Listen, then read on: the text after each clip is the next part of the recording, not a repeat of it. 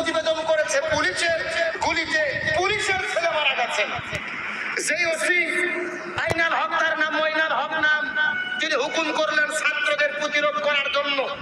গুলি করতে করতে একটা ছাত্রর শরীরের মধ্যে গুলি লেগে গেছে, রক্তাক্ত হয়ে পড়ে আছে। ছাত্রটা যখন সামনের দিকে হুমড়ি খেয়ে যাচ্ছে, পিছন দিকে তাকিয়ে বলছে, ওই যে আমার বাবা। আর একটা পুলিশ এসে তাকে আরেকটা লাঠি মেরে বলে, তোর বাবার কাছে যা। সন্তানটা বিদায় নিয়ে চলে গেল। হসপিটালের মর্গে তাকে নিয়ে যাওয়া হয়েছে।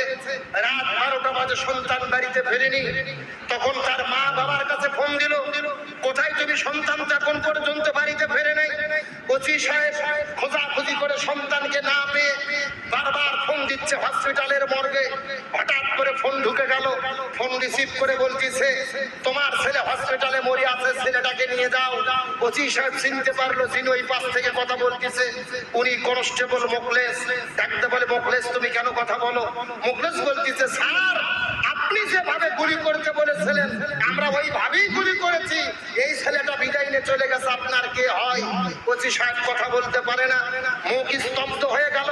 ওসি উপরের দায়িত্বশীলকে ফোন দিয়ে বলে, আমার সন্তানের নিতর দেহ পড়ে আছে, বুকের মধ্যে বুলেট ঢুকেছে, বুকটা ছাতরা হয়ে গেছে। একটা ছাত্রকে মারার জন্য এত গুলি কি বুকের মধ্যে মারতে হয়? এই ঘটনার দ্বারা যেন আল্লাহ রাব্বুল আলামিন আমাদেরকে চোখের ভেতরে আঙুল দিয়ে শিক্ষা দিল, ওয়া মাকারু ওয়া মাকারাল্লাহ ওয়াল্লাহু খায়রুল মাকিরিন। তোমরাও ষড়যন্ত্র করো, আল্লাহ পরিকল্পনা গ্রহণ করে। আর তোমাদের ষড়যন্ত্রের চাইতে আল্লাহর পরিকল্পনা, আল্লাহর কৌশল হলো সর্বোত্তম। আল্লাহ এই ঘটনার মাধ্যমে বুঝাইয়া দিল, একটা পুলিশের গুলিতে পুলিশের ছেলে মারা গেল। আল্লাহ তামাম প্রশাসনকে শিক্ষা দিতে চাচ্ছে, কাদের বুকে গুলি চালাচ্ছ? এরা তো তোমাদেরই সন্তান, এরা তো তোমাদেরই ভাই, এরা তো তোমাদেরই প্রতিবেশী, এরা তো তোমাদেরই আত্মীয় স্বজন। এই জন্য সাবধান, নিরপরাধ মানুষের বুকে গুলি চালাবেন না, আল্লাহর কাছে জবাব দেওয়ার কোনো সুযোগ নেই।